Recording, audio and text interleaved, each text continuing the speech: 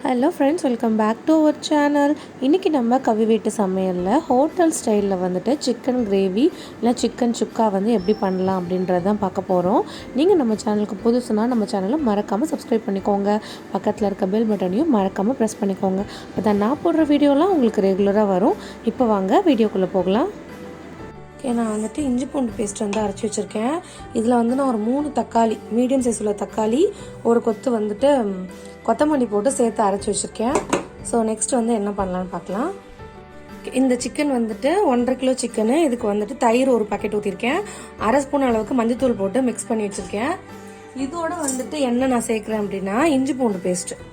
So இதோட 2 spoon அளவுக்கு இஞ்சி பூண்டு பேஸ்ட் வந்து நான் சேர்த்துக்கிறேன். இதில் 2 டேபிள் ஸ்பூன் அளவுக்கு இஞ்சி பூண்டு பேஸ்ட் சேர்த்து இதையும் இதோட சேர்த்து நல்லா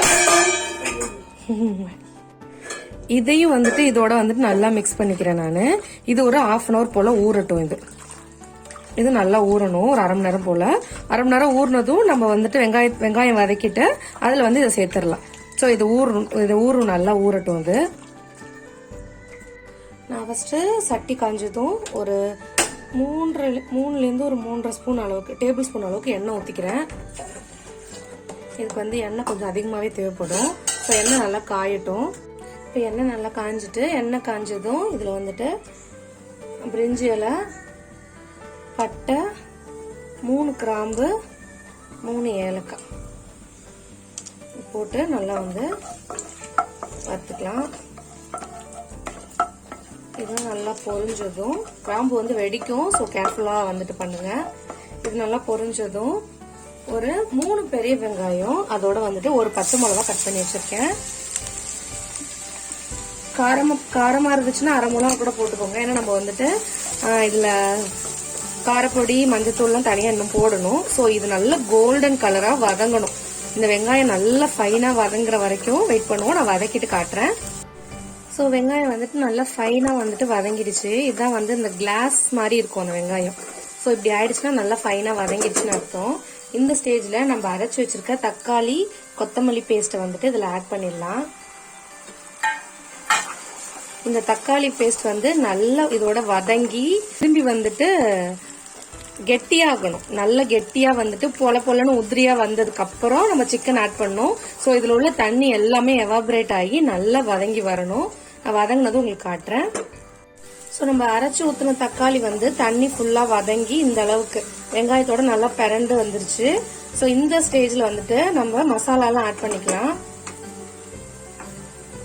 நான் வந்துட்டு ஒரு 1 ஸ்பூன் அளவுக்கு வந்துட்டு ஜீரகம் வந்துட்டு நுணுக்கி வச்சிருக்கேன். ஸோ அதை வந்துட்டு அதில் ஆட் பண்ணிக்கிறேன். தனி மிளகாத்தூள் வந்துட்டு நான் வந்து காஷ்மீரி ரெட் சில்லி போடுறேன். ஸோ அது வந்துட்டு ஒரு 2 ஸ்பூன் அளவுக்கு இதில் ஆட் பண்ணிக்கிறேன். காரம் வந்துட்டு பத்தலைன்னா கூட நம்ம ஃபைனலாக கடைசி ஆட் பண்ணிக்கலாம். ஃபர்ஸ்டே வந்துட்டு ஆட் பண்ணிடாதீங்க. அடுத்து வந்துட்டு 1 ஸ்பூன் அளவுக்கு மல்லித்தூள் வந்துட்டு இதுல ஆட் பண்ணிக்கிறேன். 1 ஸ்பூன் அளவுக்கு மல்லித்தூள், தனி மல்லித்தூள்.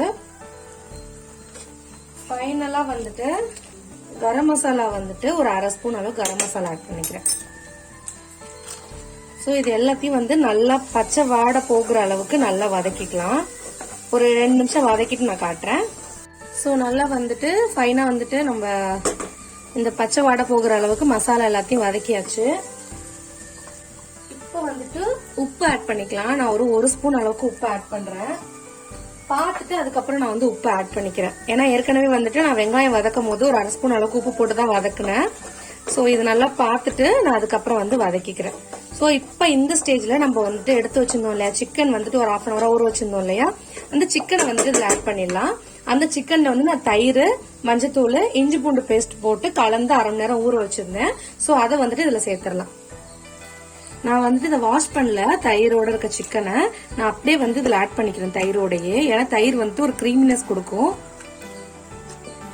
உங்களுக்கு வந்து இந்த சிக்கன் இந்த கிரேவி இந்த வறுவல் வந்துட்டு நல்லா வந்துட்டு உங்களுக்கு ரிச்சா வேணும்னா கடைசியா வந்துட்டு கிரீம் சேர்த்துக்கோங்க. இப்ப நான் இந்த தயிர் மஞ்சத்தூளையும் இதுல வந்துட்டு ஆட் பண்ணிடுறேன். நான் மஞ்சத்தூள் வந்து எக்ஸ்ட்ரா சேர்க்கல இதுக்கு. ஸோ இந்த மசாலாவோட நல்லா வந்து நான் கலந்து விட்டுக்கிறேன். நான் மசாலாவை கலந்து விட்டு தண்ணி ஊத்தாம தான் குக் பண்றேன். ஏன்னா சிக்கன் வந்து தண்ணி வந்து ரிலீஸ் பண்ணும். ஸோ அந்த சிக்கன் வந்துட்டு தண்ணி ரிலீஸ் பண்ற அளவுக்கு மீடியம் ஃப்ளேம்ல வச்சு நான் குக் பண்ண போறேன். ஸோ உங்களுக்கு சிக்கன் தண்ணி ரிலீஸ் பண்ணி நல்லா வந்து கொதிக்கிறப்ப உங்களுக்கு காட்டுறேன். சிக்கன் வந்துட்டு இந்த அளவுக்கு வந்து தண்ணி வந்து ரிலீஸ் பண்ணியிருக்கு. ஸோ இந்த தண்ணிக்கு கொதிக்கட்டும். கொதிச்சதும் நம்ம வந்துட்டு இன்னும் வந்து தண்ணி ஆட் பண்ணிக்கலாம். நான் வந்துட்டு இதுக்கு போட்ட உப்பு வந்து பத்தலை. ஸோ நான் எக்ஸ்ட்ரா வந்து ஒரு அரை ஸ்பூன் வந்து உப்பு வந்து ஆட் பண்ணிக்கிறேன். நீங்களும் இந்த ஸ்டேஜில் வந்து உப்பு சரி பார்த்துட்டு பத்தலைன்னு ஆட் பண்ணிக்கோங்க. ஸோ ஓகே, இப்போ வந்துட்டு சிக்கன் வந்துட்டு சூப்பராக குக் ஆகிடுச்சு. ஃபுல்லாக வந்துட்டு எல்லா எண்ணெயும் வந்து ரிலீஸ் பண்ணி நல்லா வந்து குக் ஆகிருக்கு. ஸோ இந்த ஸ்டேஜ்லேயே நீங்கள் எடுத்து சர்வ் பண்ணாலும் சர்வ் பண்ணலாம். இல்லை உங்களுக்கு இன்னும் சுக்காக வேணாலும் நீங்கள் சுக்காக வறுத்துக்கலாம். நான் இந்த ஸ்டேஜோட நான் ஆஃப் பண்ணிடுறேன் நான். ஸோ இந்த ஸ்டேஜில் வந்துட்டு நான் வந்து ஃபைனலாக வந்து பெப்பர் தூள் வந்துட்டு போட்டுக்கிறேன். மிளகுத்தூள் வந்து நுணுக்கி வச்சுருந்தேன். ஸோ அது வந்துட்டு 1 டீஸ்பூன் அளவுக்கு போட்டு நல்லா வந்து கிளறி கொடுத்துட்றேன். உங்களுக்கு இன்னும் வந்து ரிச்சாக இது வேணும் அப்படின்னா இதில் வந்து க்ரீம் ஆட் பண்ணிக்கலாம். க்ரீம் ஆட் பண்ணிவிட்டு ஒரு 5 மினிட்ஸ் குக் பண்ணிவிட்டு நீங்கள் ஆஃப் பண்ணிட்டீங்கன்னா இன்னும் ரிச்சாக இருக்கும் அது. ஸோ இந்த பெப்பர் வந்து எல்லாத்துலேயும் கலக்கிற மாதிரி நல்லா கலந்து விட்டுட்டு அடுப்பு வந்துட்டு ஆஃப் பண்ணிட வேண்டியதுதான். ஸோ இதை நீங்கள் எல்லாரும் ட்ரை பண்ணி பார்த்துட்டு எப்படி இருந்துச்சுன்னு சொல்லுங்கள். ஹோட்டலில் வந்துட்டு நமக்கு சர்வ் பண்ணுறாங்க இல்லையா, அந்த ஸ்டைலில் வந்துட்டு இன்றைக்கி வந்துட்டு உங்களுக்கு வந்துட்டு சிக்கன் வந்துட்டு கிரேவி செஞ்சு காமிச்சிருக்கேன். ஸோ இது போல் நிறைய வீடியோஸ் நீங்கள் பார்க்கணுன்னா மறக்காமல் நம்ம சேனலை சப்ஸ்கிரைப் பண்ணிக்கோங்க. பக்கத்தில் இருக்க பெல் பட்டனையும் மறக்காமல் ப்ரெஸ் பண்ணிக்கோங்க. அப்போ தான் நான் போடுற வீடியோலாம் உங்களுக்கு ரெகுலராக வரும். நான் இன்னொரு வீடியோ இல்லைன்னா vlog இல்லைன்னா ஒரு டிஷ்ஷோட உங்களை மீட் பண்ணுறேன் ஃப்ரெண்ட்ஸ். பாய்.